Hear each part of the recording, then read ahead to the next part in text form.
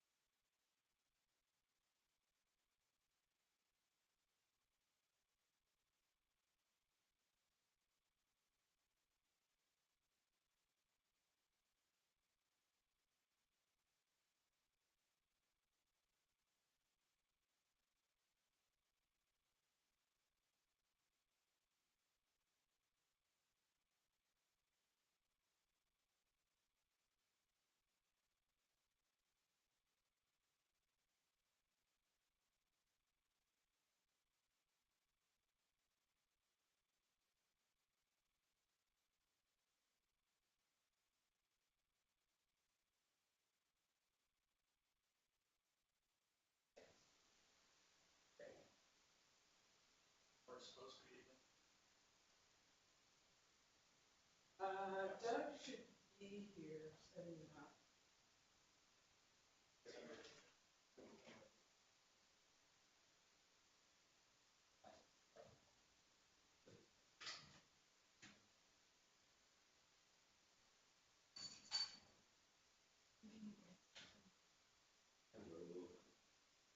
Oh, this is, Brooke Wheeler Hi, Brooke. and Yes, my Michael pleasure. Gossett.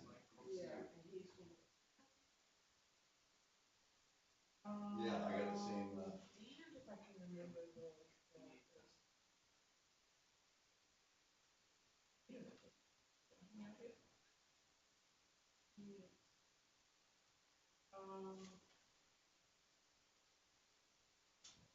We'll get the text person, but the video is on. This means they're getting set up for the connection, Eugene, so. And he doesn't need anything. I do, You do? I have slides, yeah. Oh, okay, Are you okay. tech support? There he is. Tech support, our man. So there's some presentations we need to do. Tapping in at 2. Okay, I have the blue jeans up. I don't believe anyone's connected yet. Wait a minute.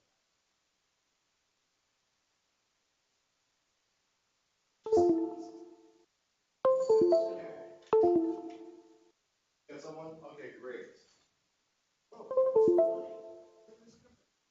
I think it was there when you loaded it. This for you, this is our new book, I'll send you a PDF of that. Very good. And, oh, look at the old school.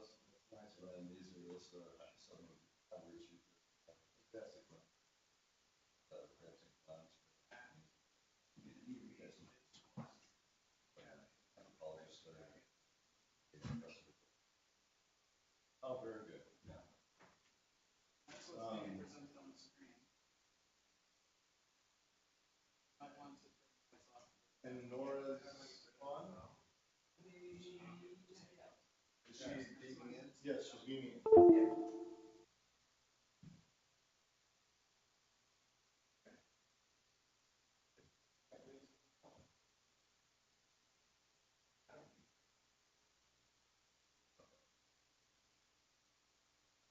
Oh, PC. Always a challenge for Mac users. Or you can just put this little button. Okay, now how do I just do it?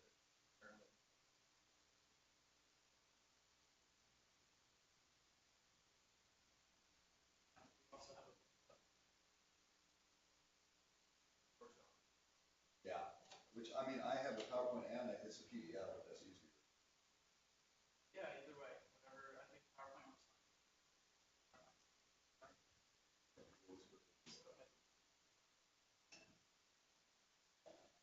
So yeah, the guy still hasn't connected to the video at all. It's, email? Okay.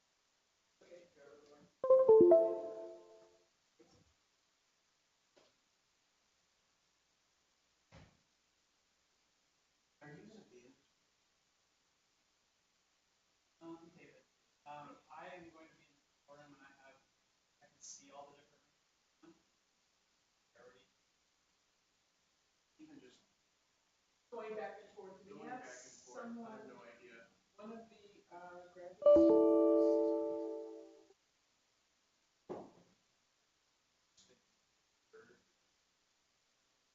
Yeah, and that's, he's gonna start that. Yes, it is.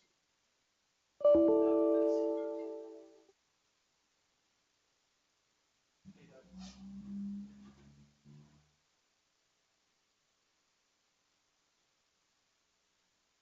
Good that they returned.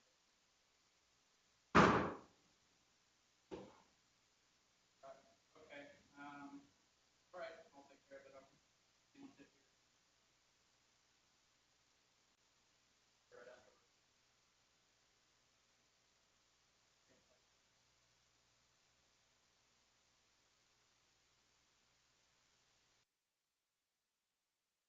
I'm just setting it to my email address. Yeah. btn@btext.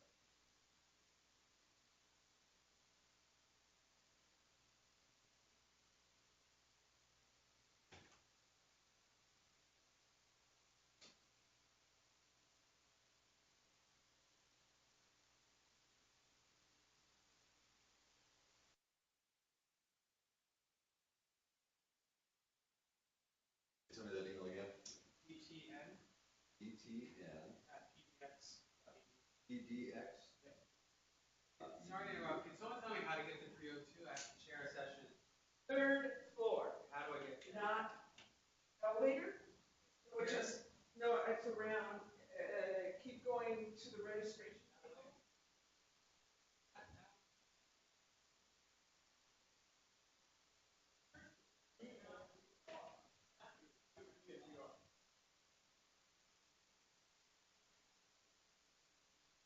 How's she doing? Is she on video?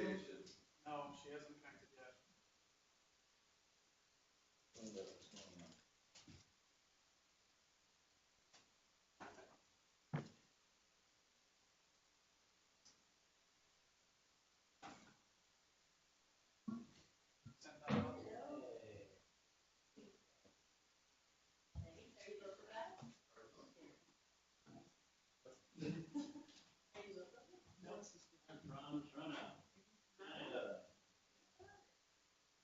So is he, are we just showing his? Yes, no, just the video. And that's in here, I'll be here.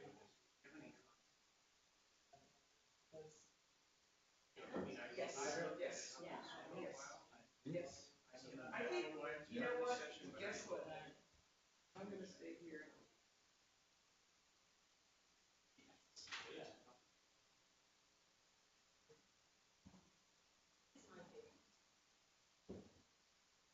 We're gonna get on Skype. Let me try real quick.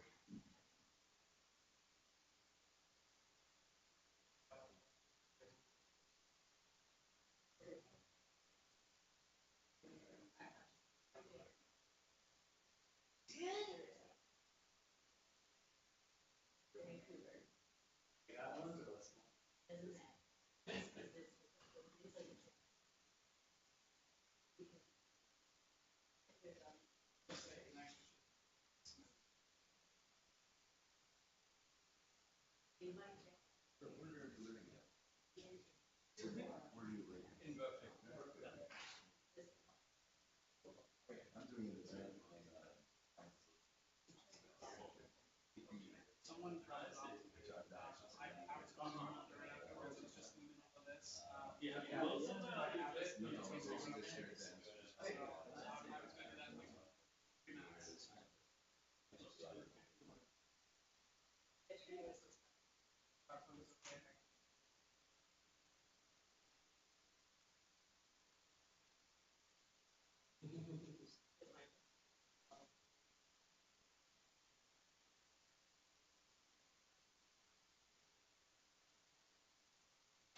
Okay.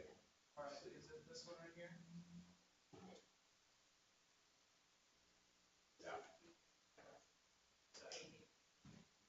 Kind of funny that we are sort of.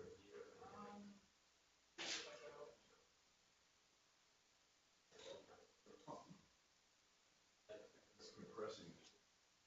Let's try the PDF.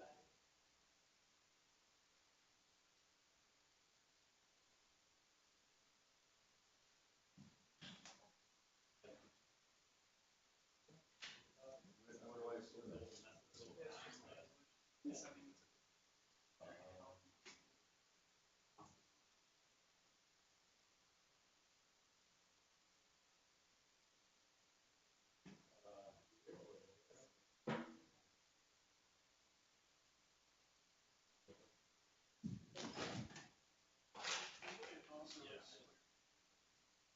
Okay, well. Oh, sorry. Oh, yeah, I guess our video.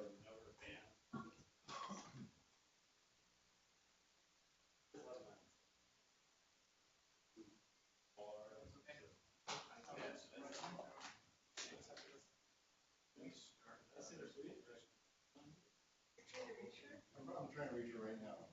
She's supposedly on Skype. Well, this isn't Skype. Oh, I know, I'm just trying to reach her. I'll be right back. Yeah, see if she's on anywhere else.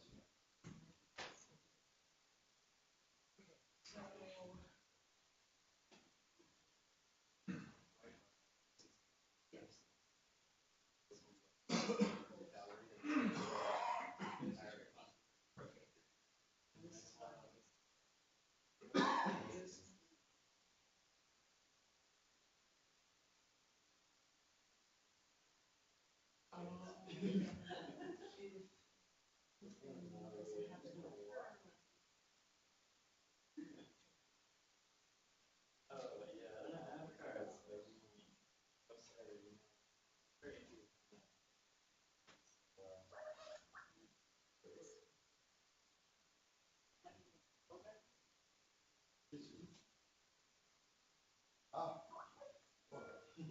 Nora. Okay, so that's the problem. So, okay. Hi, how are you? Brooke Mueller is here. He wishes you his best. Janet Wasco as well. You're, you got, yeah, I just, wanted to double check with you. So so it's not opening for you on your end on Blue Jeans, but it. Yeah, I'm just rebooting it, so maybe that will make it work. Okay, and if it doesn't work, you've got my computer right now and you're on. So, Okay. so we'll be able to present you. Can you turn on your camera just to see, make sure that works? Right now, you're on my phone, so hold on just a second. Okay. So one of the things that is going on here is that the old test run that I did Yeah. won't close. It never closed. Like I have this frozen picture of me and Erica on mine. Oh, yeah, I would restart the computer. And that I did. Okay, and it didn't come back up. Oh, that's good.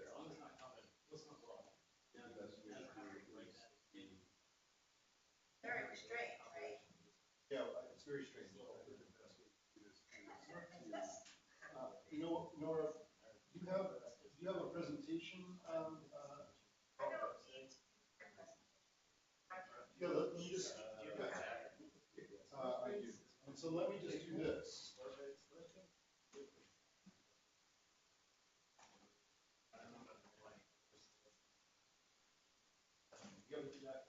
So Nora, on your phone, can you turn on the camera on your phone there?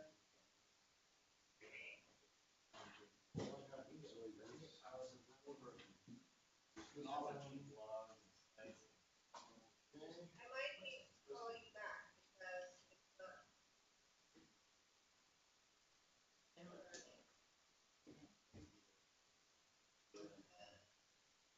At least we got audio.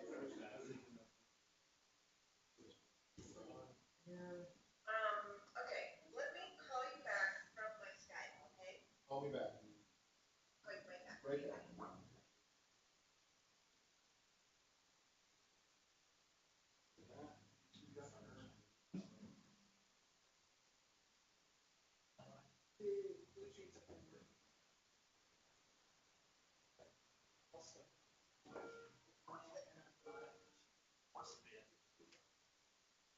Okay. Laura? Oh, there you are. Okay. Laura? Yes. Hi. Okay, fantastic. Hold on. Let me turn this around. I don't see anybody. Oh, no, you will in about 5 seconds. There we go. There I am. There's Brooke. There's Nora. And so let me get you up on the big screen, and then we can just get you started immediately. Okay, hold on a second. I don't see you yet. No, it's okay. Yes. Okay, Nora? Hey, Nora. Your job is here. Okay, wait, hold on. Need to get the audio. Oh, reach up to her, yeah? How do I get this audio? I've got this all set up now, and she's ready to go on Skype. Can I just get this changed to the laptop? It should be EDA.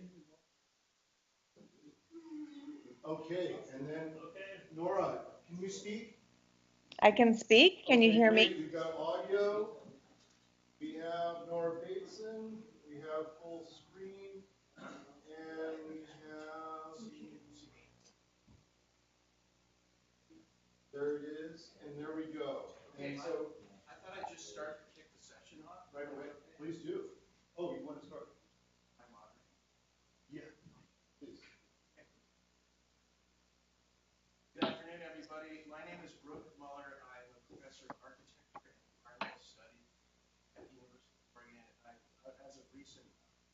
directing the program Portland, and you're in the systems session, and we have actually Nora Bateson joining us in just a second via Skype. And then we have a presentation by Michael Gosney, and then I will give a short presentation, and then we'll have a film by Adnan Bookbinder. And we're basically obviously dealing with the question of systems thinking, and I'd like to immediately turn it over in the interest of time. We have a very limited window of time to Nora Bateson, and the name of her talk is Life as Mutual Contextual Learning. Nora is an award-winning filmmaker, writer, and educator, president of the International Bateson Institute based in Sweden.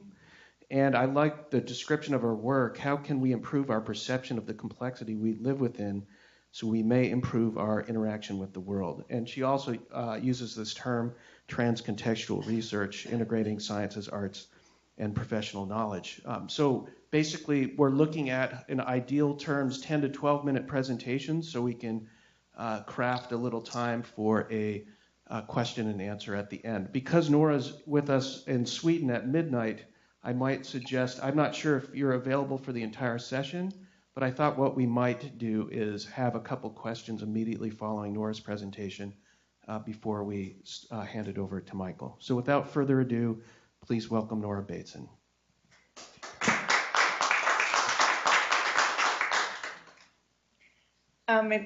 I'm so glad to be attending, if only through Skype. We have a little bit of an echo, and I can't see you. So I see a small corner of my screen that has a picture of me with my grumpy posts in the back. And what I wanted to start with today is some work that I have been doing that is highlighting within systems and systems thinking the aspect of contextual mutual learning. And I became interested in this particular subject when I was working with a group of people who were studying using a lot of Batesonian ideas, how to work with the body in paralysis. And then also, I did a comparative study on some educational techniques through Reggio Emilia schooling.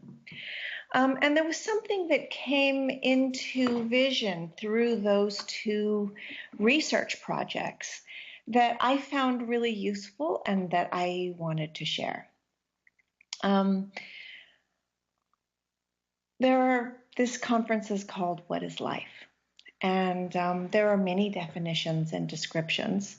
And what I wanted to highlight was a sort of a shift in the description of a complex living system from its nouns and processes to a more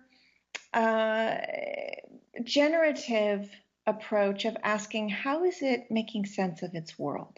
How is it learning to be in its contexts? And I came to this because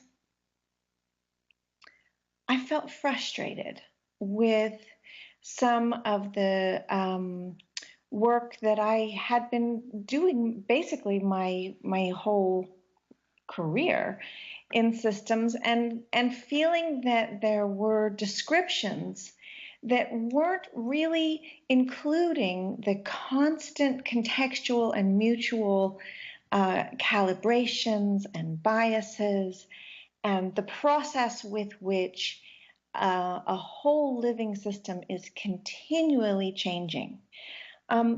And I started to look at that change as learning. Now, I'm not the first to do that. My dad certainly did that. And I just wanted to explore it further. You know, what does that mean? Contextual, mutual learning. So one example that I like to start with is the example of a crooked tree.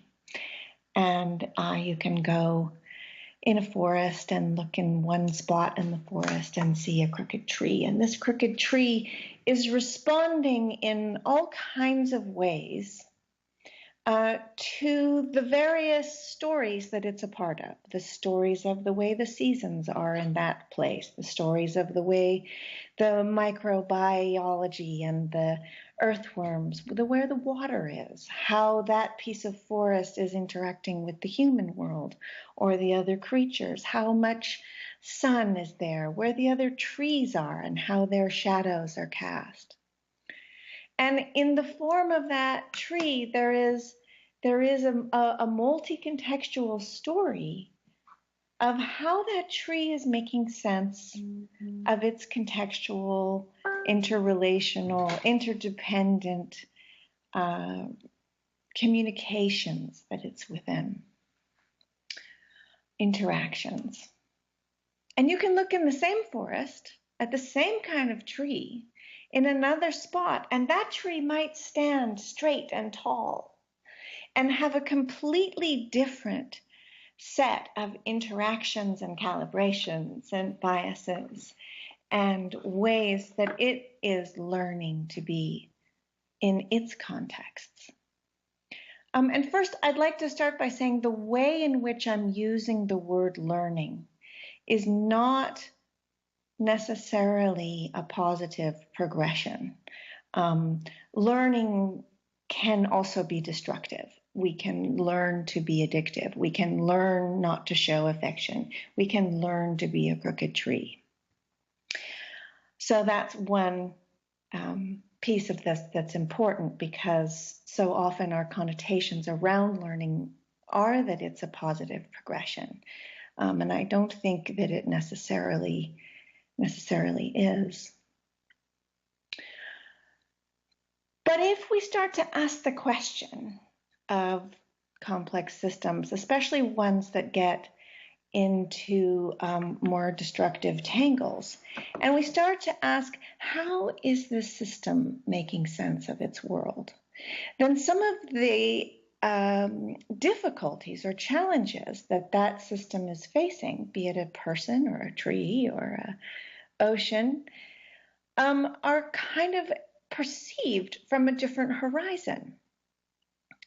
When I was working with this clinic in Italy that was treating paralysis, one of the things that I asked them was, what is your definition of pathology?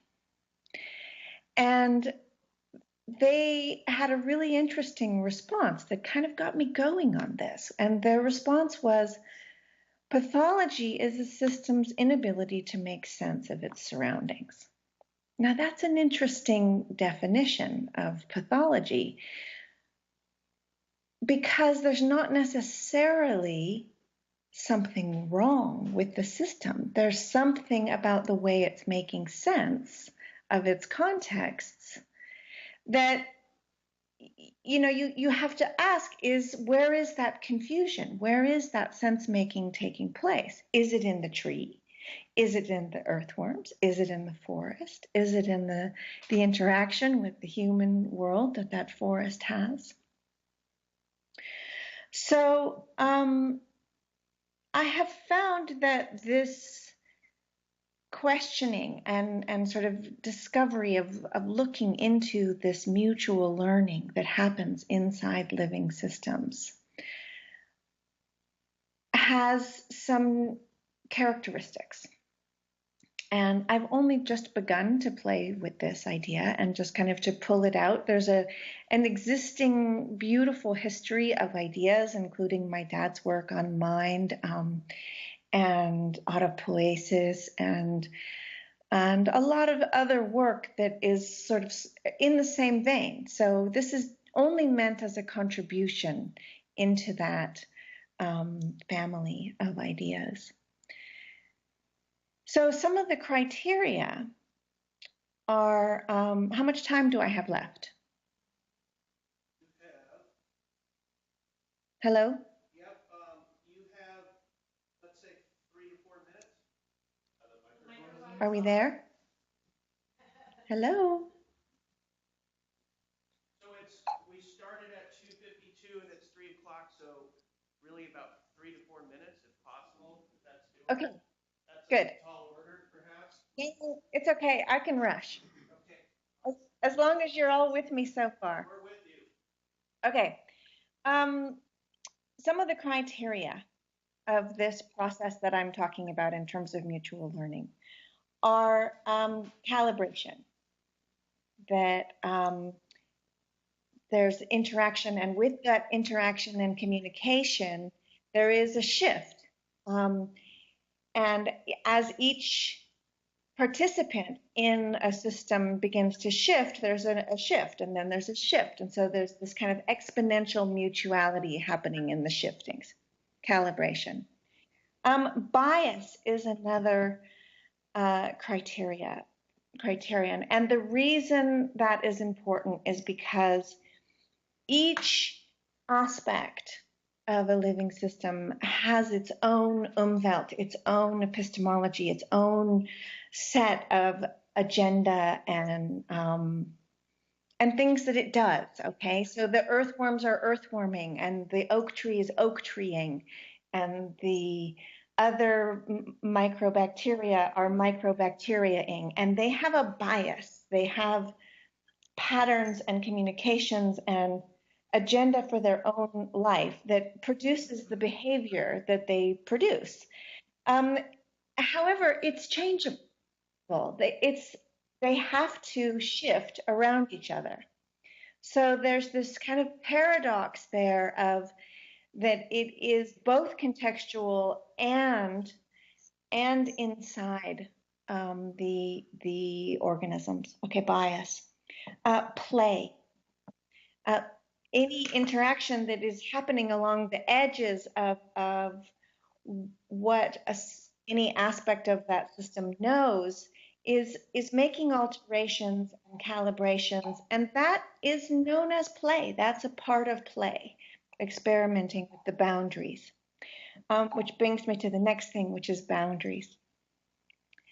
And dealing with boundaries in this question, I'm looking at boundaries really as interfaces of learning.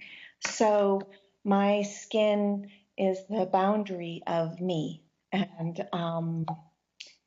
yet it is also an interface through which I receive and transmit information and communication in ways I'm not even conscious of. And that's another aspect of this part of learning that's important, is that it's not necessarily conscious. Obviously, when I'm talking about trees learning, it's not conscious learning. It's something happening in terms of physical calibrations. Another important aspect of this is time.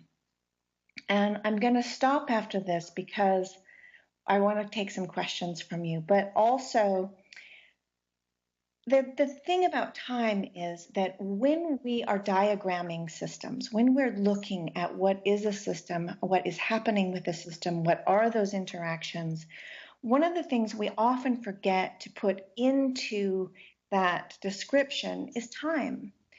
And over time, the systems are changing. The interactions are moving. There is, whether it's evolution or devolution, it's changing.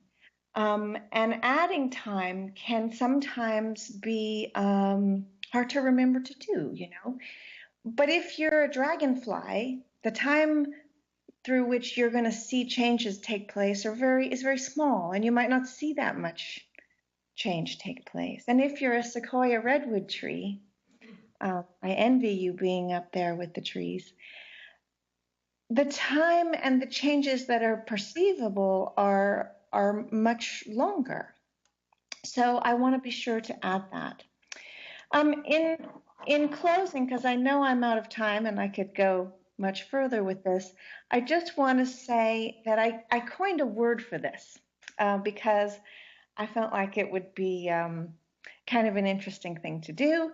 And so I took the Greek prefix sim, meaning together, and the Greek for learning, which is mathesy, And I put them together and I made this word, semathecy. And I'm having a good time playing with it, and I'm just in the explorative process of it. I'm making the word. Can you read it? How's that for digital PowerPoint? So semathecy. I'm a semathecy, you're a semathecy, a city's a semathecy, an ocean's a semathecy. Basically, it's another way of terming any kind of natural living system, but in a way that highlights the mutual learning that takes place within it, that allows it its contextual and multi-contextual vitality. The multi-contextuality part, I would love to have a chance to get into, so somebody ask me about that, okay? Thank you. We'll stop there and take questions.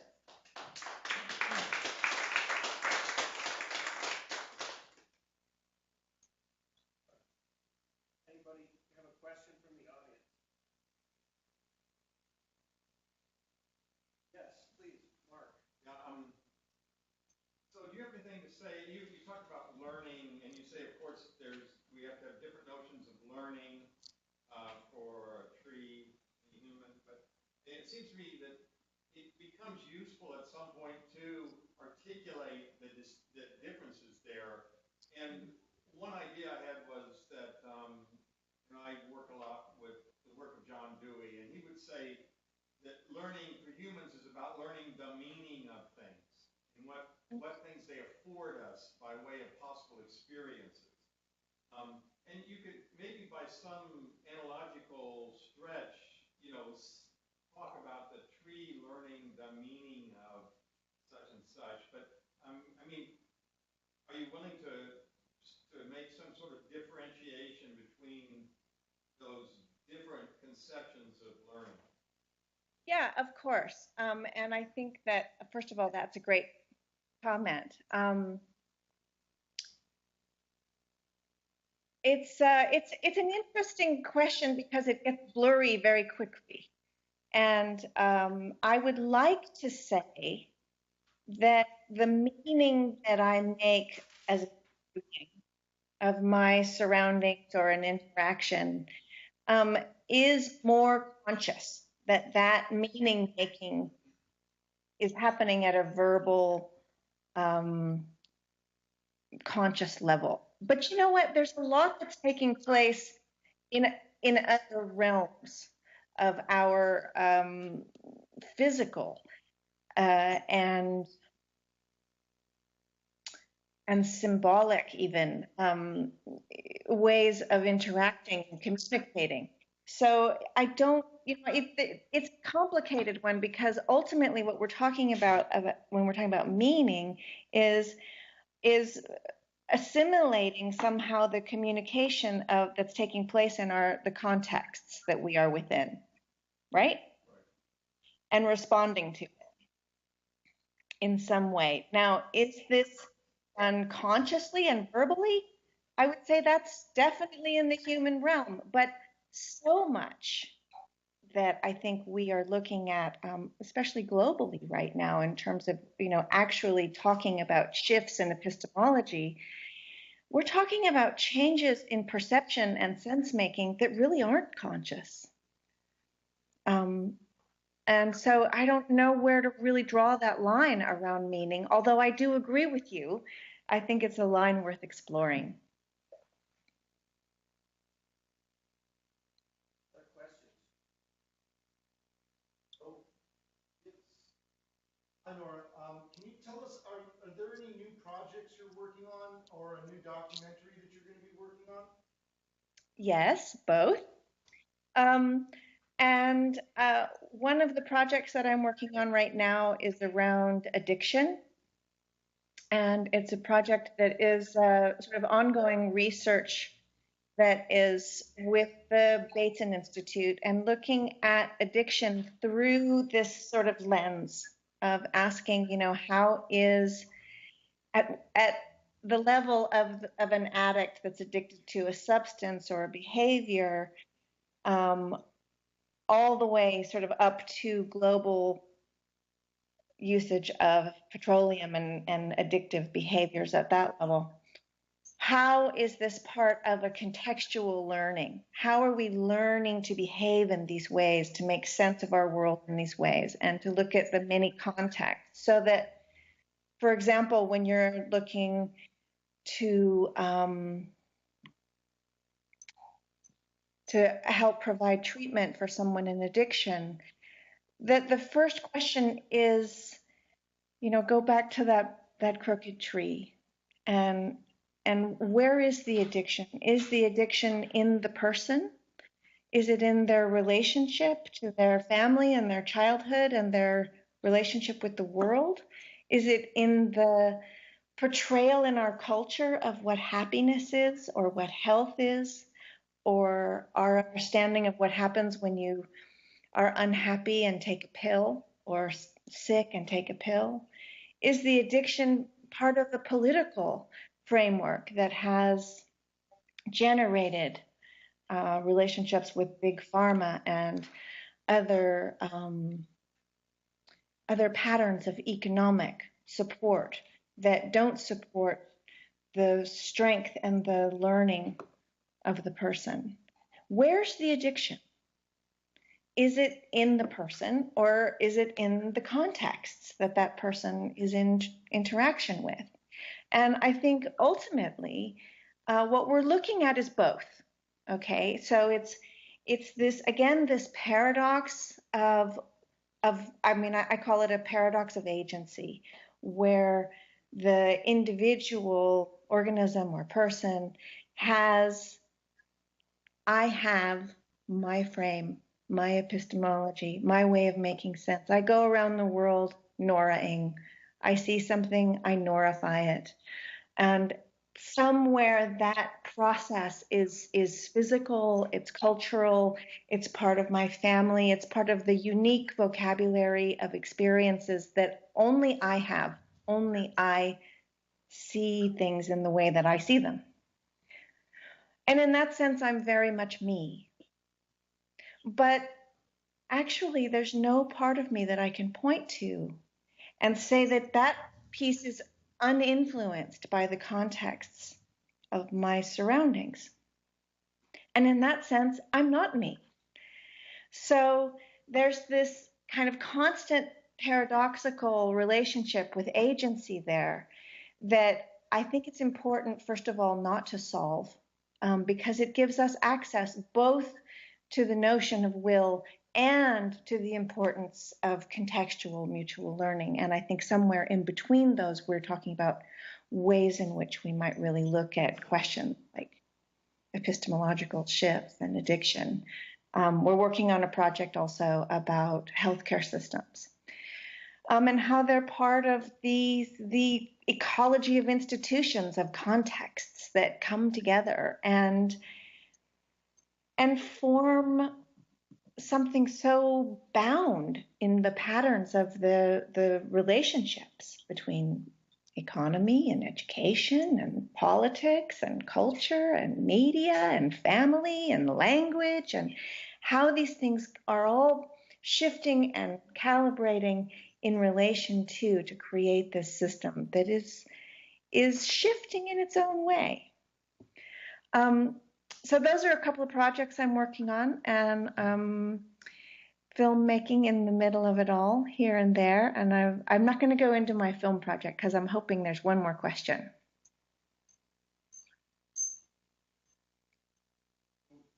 Nora, what about the Bateson Institute? How does it work, and who works there, and what is it? You want to join, Fritjof? We'd love to have you anytime. Depends on the answer.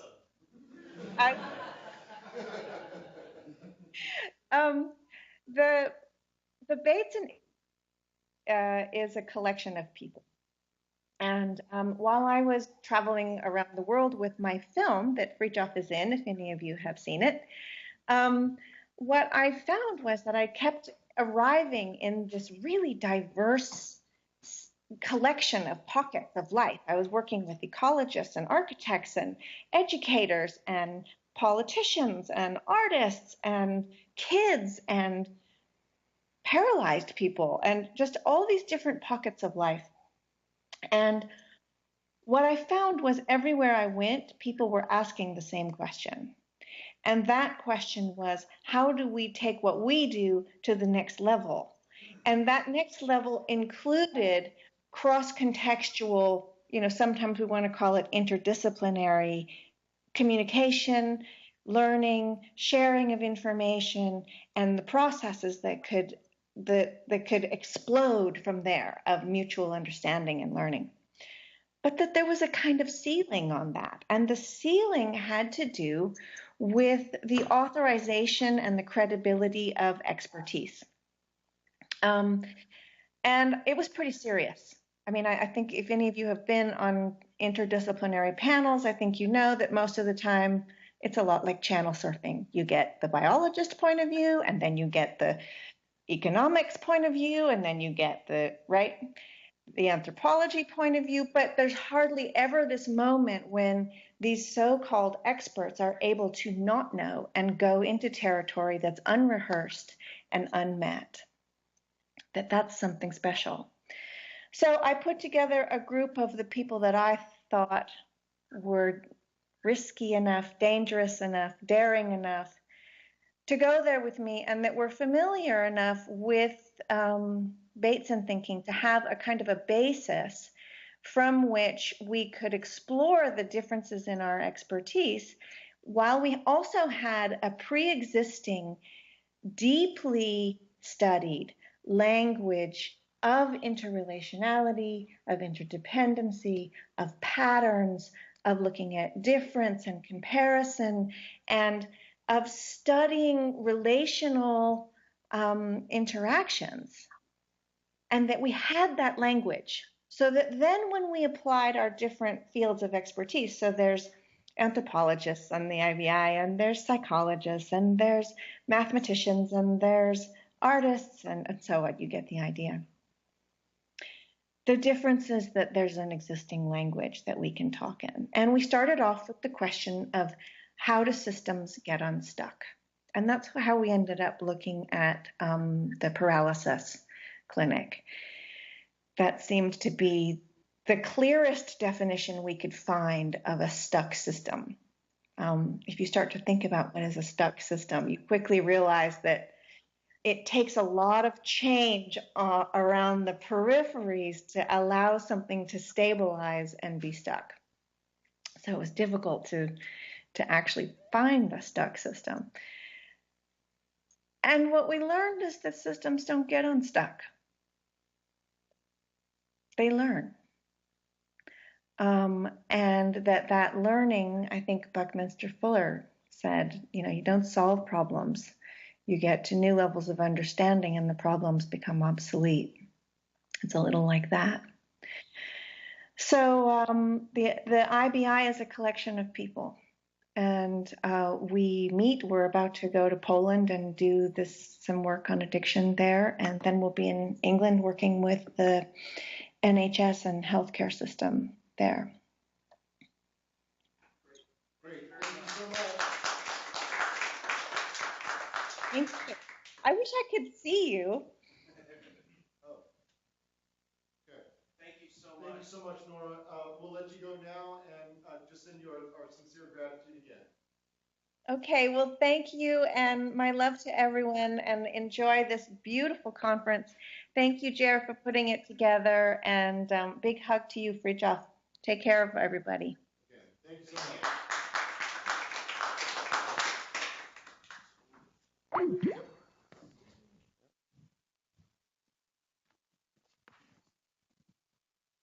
So I'm going to, without further ado, I'm going to introduce our second presenter, Michael Gosney, who the title of his talk is Nature's Technology, John Muir, Paolo Soleri, Biomimicry.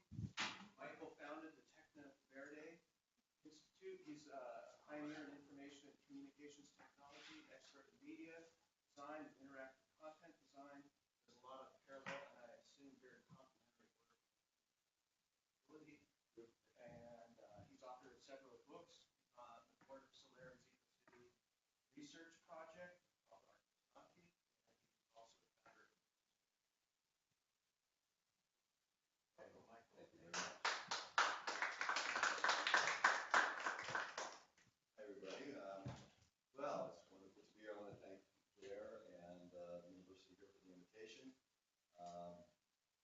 This was a talk inspired by Jer, and referencing John Muir was kind of the starting point for it. And many years ago, back in the early 80s, I had the pleasure of publishing this book called Life and Adventures of John Muir. It's a narrative style biography of Muir that's very insightful.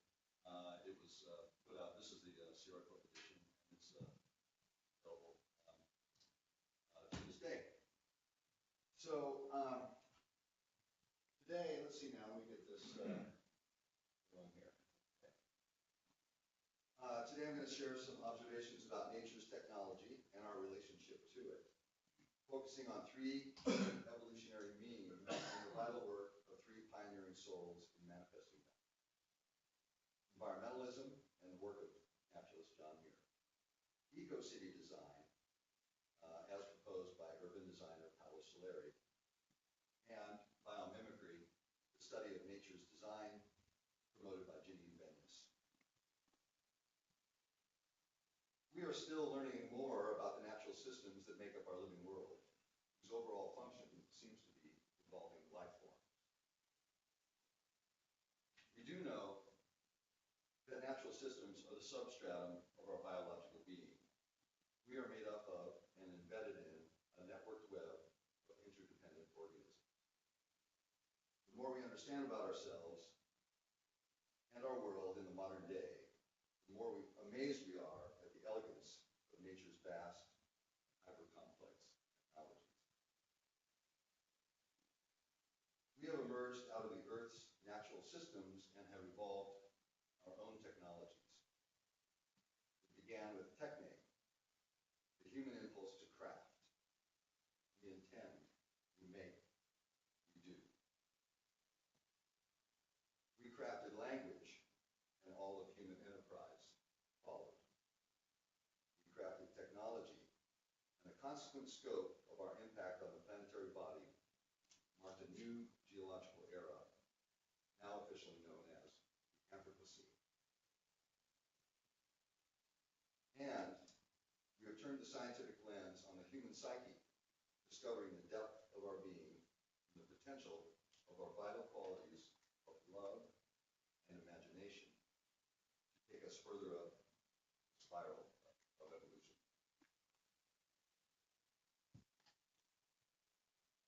And yet, our own applications of technology have led us to the brink of mass extinction.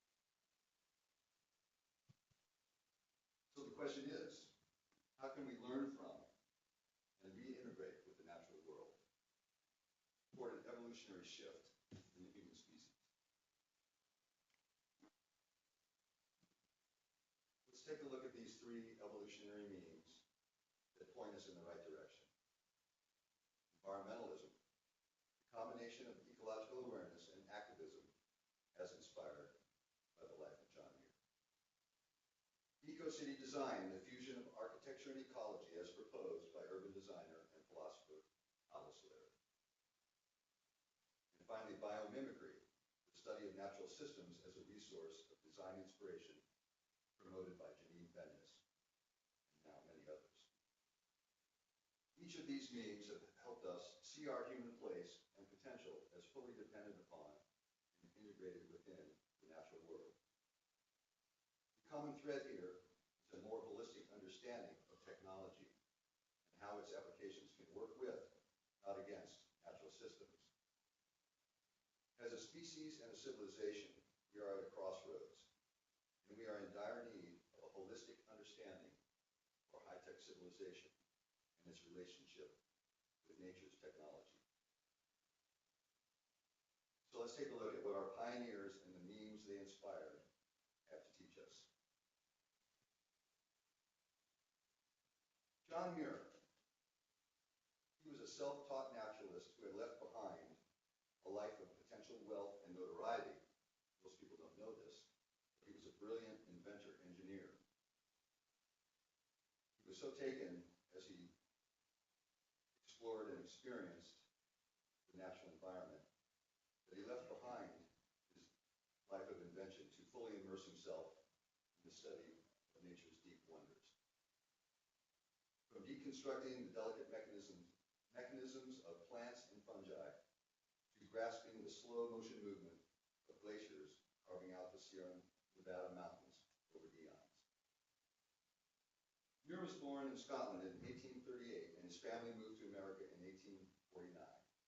He died in California at 78 years old in 1914. His early years were divided between material invention and widening horizons of ecological awareness. After college, he expressed what he could only describe as a kind of soul hunger, writing, "I began to doubt whether I was fully born. I was on the world, but was I in it?" His soul hunger could only be satisfied by further rocking the natural order. In describing his early, near rapturous wilderness experiences in the Sierra Nevada mountains, Muir observed that presently you lose consciousness of your own existence. You blend with the landscape, you become part and parcel of nature. Muir's vision and charismatic power inspired not only nature lovers, but scientists and politicians. He had, after all, made significant contributions to fields of geology and specifically glaciology, and had taken 2 presidents camping in the majestic wilderness of Northern California. His campaign to preserve Yosemite Valley, including the founding of the Sierra Club in 1892, ultimately led to the formation of the National Park System. John Muir was a key catalyst of a new environmental consciousness that would grow in the 20th century. In advance of the rise of high technology, he opened minds and hearts to the sacred technologies of nature. So environmentalism, as catalyzed by Muir, brought about a new awareness of the natural world, an environmental consciousness of the natural world as we experience and understand it. Environmentalism has helped us regain our connection as individuals and a society with the natural world, having empathy for other life forms. The environmentalism meme also inspired a new field of ecology, the study and scientific understanding of nature. And finally, it brought about new forms of activism to preserve and support the natural system.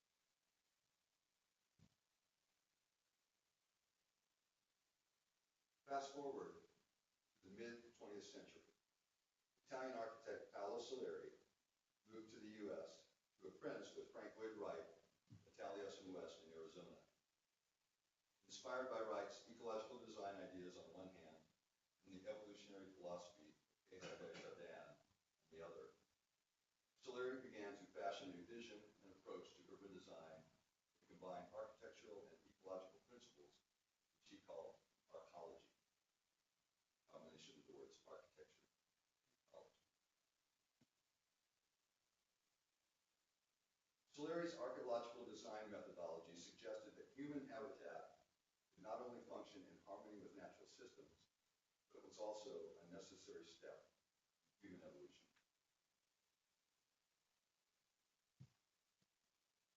Key archaeological principles include the urban effect, which he saw at work in all levels of nature, when organisms gather and synergize. And his complexity, miniaturization, duration paradigm observes that life evolves through time along a vector of increasing complexification through miniaturized systems of form. His ideas have contributed greatly to modern ideas for comprehensive eco-city design.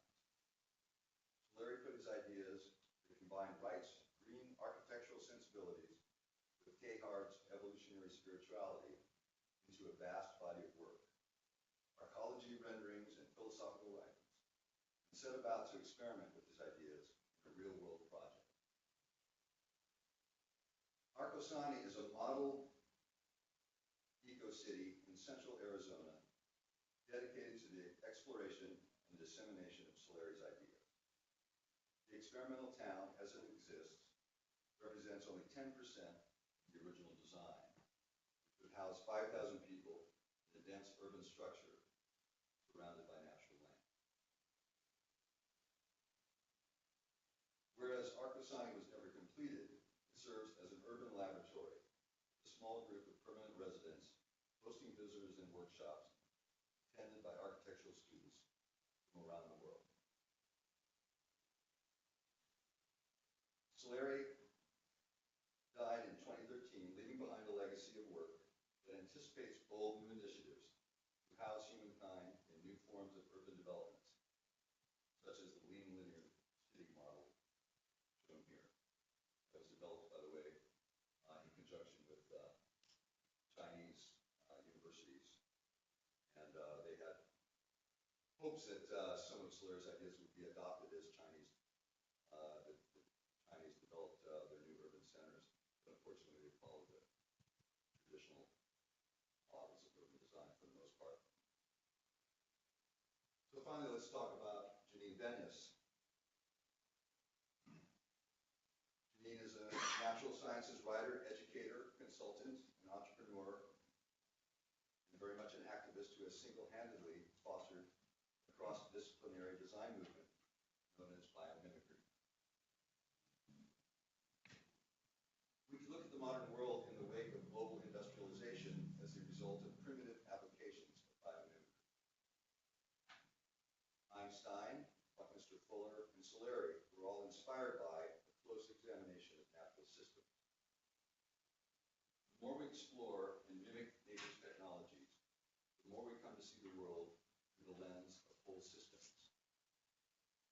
This perspective also must include the supernatural dimension of nature, which our most advanced physics attempts to decode through understanding of quantum effects and emergent order. We are examining these inner mechanisms, design properties, codes, and networks of nature's technologies, attempting to find the source code of the natural world, what we might call the fundamental planet code. We have the knowledge and tools to educate ourselves, our institutions, governments, and multinational corporations on how best to survive and prosper by making peace with the planet and addressing the human condition and civilization holistically, as futurist Barbara Marx Hubbard illustrates in her Wheel of Co-Creation. Biomimicry design principles will lead us to build a more resilient, regenerative civilization. Our actions in developing solutions and working to scale and implement them are essential for our survival and growth. As important, though, to move the field of human mind and culture, we need to call upon our intimate connection with the higher nature of the planet, where reality in this human dimension of the biosphere is, in a very, very real sense, programmed, and put our coherent intention forward as a species that we intend to evolve. Each of us has a vote, and if enough of us intend a positive future that we are dedicated to creating, the evolutionary engine of nature itself will embrace and support our efforts. John Muir's intuition that we are not separate from nature but deeply embedded within it is the first step in uncovering the planet code that defines nature's technology, following its direction toward a new era of conscious evolution. Thanks very much. There's resources related to subjects. And thanks for bearing with my unrehearsed presentation. This was inspired only a week ago. And glad to be able to put these thoughts together. We're going to take questions after Professor Mueller's talk. I just wanted to say, Michael Ghazi, thank you very much. And so it's my pleasure to introduce Brooke Mueller. Brooke Mueller is in the architecture department here at the University of Oregon. He is, Brooke, you're still head of the Ecological Design Center and is affiliated to the Environmental Studies program. And Brooke's most recent book is Architecture and the Ecological Imagination? So reverse that, and just wanted to present him and say, let's give him a round of applause. Let's give it away. What's the, Oh yeah, go for it. Let's click on that. I don't know these PCs. Yeah. Oh, here.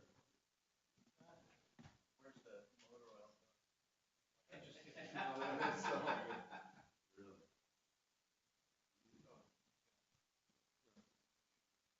So thank you very much, sorry. So I teach architecture, and I've been working with the colleges for the last 10 years teaching architecture studios, and we've been looking at ways in which site-scale architectural interventions support broader scale.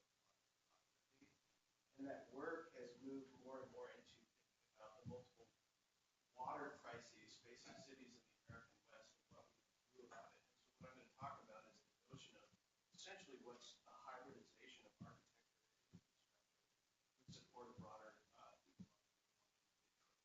trying to think about the ways in which cities can support the functional integrity of natural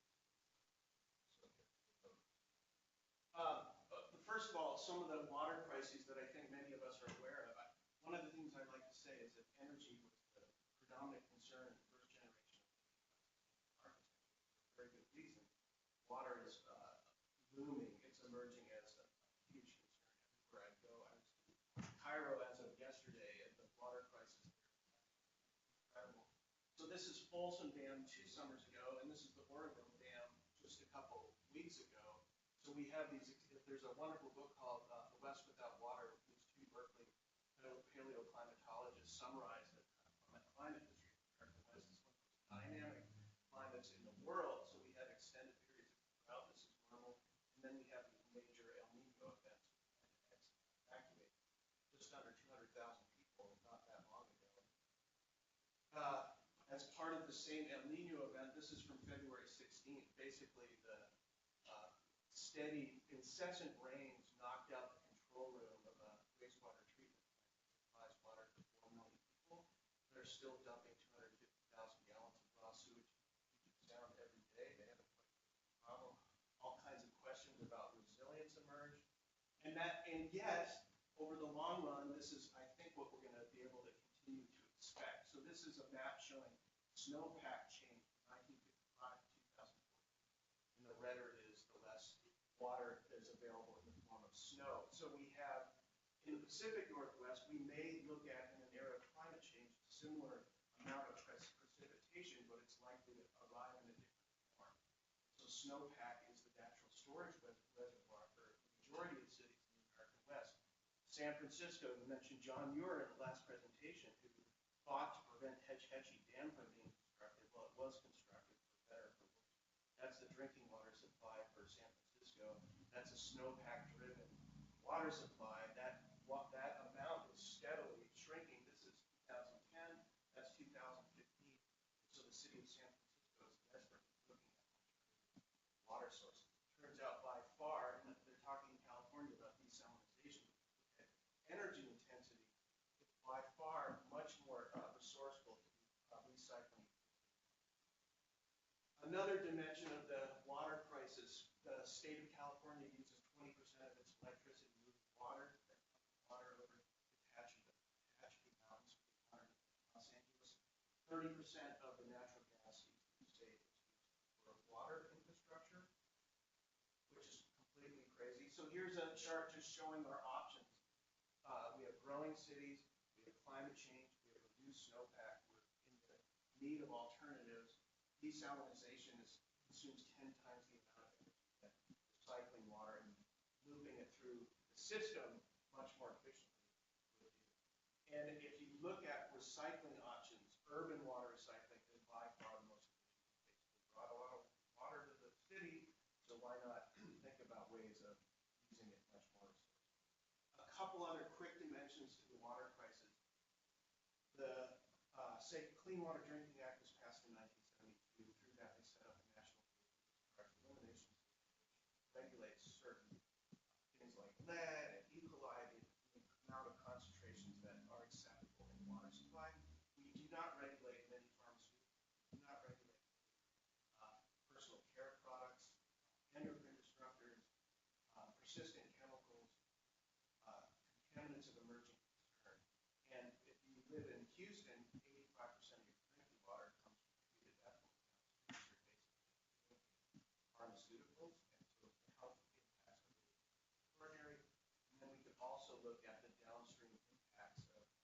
urbanized, we have harder urban surfaces. When it rains here, it makes its way to the wind. Devastating aquatic life. So for all of those reasons, I've been really interested in thinking about how to make decentralized water and wastewater infrastructure. This is David Sedmak is a water engineer who's challenged. That's what he calls water 4.0. So water 1.0 is aqueducts delivering water to urban environments. 2.0 is getting rid of waste, mostly conveyed through water waste. And then 3.0 is the construction of water supply, treatment plants, and wastewater treatment.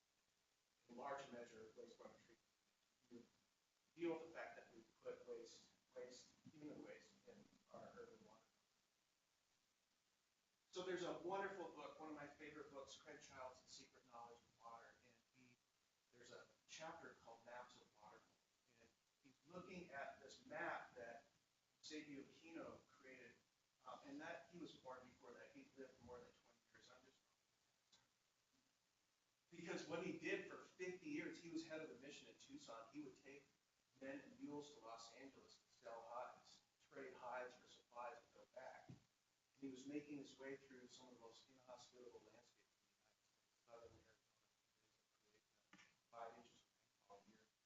In 50 years, he never lost a man or a mule, and he couldn't figure out how. And so he has this map of water holes, but nobody can figure out the logic behind the map until Craig Childs very recently figured out that he basically didn't hike along the flats, but he hiked along the ridge line. Think about it, it's hard rock geology, and the flats are granular material that had already eroded. And so he would hike the ridges, and there'd be these declivities in the cliffs, and when it rained, water would fall into those cliffs, and there would be minimal evaporative losses because of shade. And so Kino recognized it and hiked along the cliffs. And the reason I'm mentioning this is my colleague Bart Johnson, who teaches landscape architecture, cities are the equivalent of rock outcrops. So they're really good right now at delivering water really quickly in an included way to urban water bodies. But we could re-enlist the urban surfaces to capture that water and put it to productive use. As the ancient Puebloans recognized, Mesa Verde, of course, they built within the cliffs, the cliff dwellings, where there was shade, but there were seeps. It was a kind of a natural place to build. So we created these cliffs. So how can we re-enlist urban surfaces? So the idea that we would capture rainwater and we would divert it temporarily from the hydrological cycle, we would put that water to work as seismic damping, fire suppression, thermal mass, sound attenuation produced by people in the buildings. We would treat that water and then time the release of that water to adjacent water bodies to support biological processes. And so it starts by, this is a really amazing firm I have had the great good fortune of working with, IP Design Lab, and they start out a design project. This is a housing project, an adaptive reuse in San Bernardino, California, where they're just looking at where the water's coming from, what the various supplies are, so they're going to capture rainwater, but they're also going to do sewer mining, which is, by the way, an increasingly common way to access water for non-potable uses. They're looking at its use in the building, and they're looking at the afterlife of that water, whether we're going to re-infiltrate the ground, we're going to use it, we're going to, there are various paths of the water, so where it's coming from and where it's going to. It's a complex series of operations that we need to understand. This is a project a little bit hard to read by some students of mine just this winter quarter, and they have a residential, 4 stories of residential uses here in Portland with a production space below, and it's basically a precast concrete plant, things like that. But they're basically going to capture the gray water from the units above and treat it and use that to run the shops below. And then through capillary wick roads, they're going to lift remaining water up to the roof, which is going to be their storage. So you basically have a wetland on the roof, which is a mechanism of treating and storing the water, and also providing cooling for the space below. It dramatically reduces the cooling loads of the project by the presence of water. So conserve energy imperative and what that means. So, cities are cliffs. Mick Pierce, who is our Beluski visiting professor this winter with the Council House 2 project,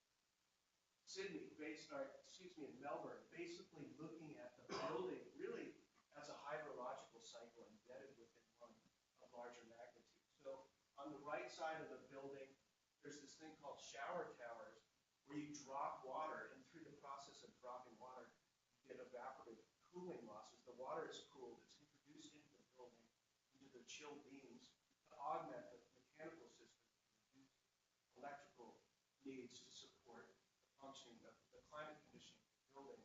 And then it is, you have kind of a stack effect coming up from the other side of the building to exhaust that waste heat through natural. So basically, really thinking about the building as a hydrological system, using gravity, using the laws of thermodynamics. That's the way we're going to heat. And I just have a couple more examples of this manner of thought. So this is another project that Hyphy Design Lab worked on. They wanted to do, this is a hospital, they wanted to do green roofs in San Diego. The city of San Diego says you have to use drought-tolerant natives to reduce the amount of water that's consumed in the building. And they said, that's a really bad idea because we have cooling towers 5 feet away from this living room where there's an abundant supply of water. It happens to be brackish, but what we can do is create brackish estuarine ecosystems on the roof with water-limited plants, use that water, and the evapotranspiration of the plants produces a cooling effect, so you basically reduce your cooling loads by 35%. So what we're thinking about is, what I like to say is architects, traditionally they think of space and then somebody comes around and adds water. And what we're talking about is front-loading water concerns as part of the design project. And I think the kind of performance implications are profound, but also the aesthetic implications, the design implications. The opportunity to have these systems not be back of house, but are actually the way we experience the world, I think is really, really positive. I just have a couple more examples. This is a day-lit localized wastewater treatment plant that was just built on the other side of the river here in the Lloyd Center. Basically, the wastewater infrastructure was inadequate. The city was going to assess these systems development charges that were millions of dollars. You're going to build this, you're going to have to upgrade our wastewater infrastructure, and they looked at the possibility of doing it on site. This would not have been permissible even 5 years ago.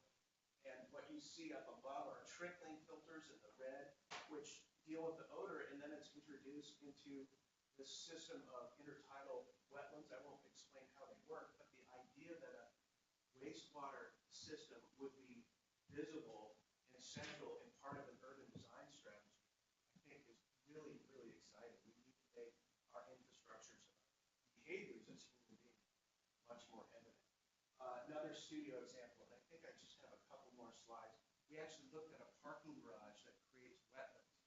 We want to take the problem child of the urban environment and see if we can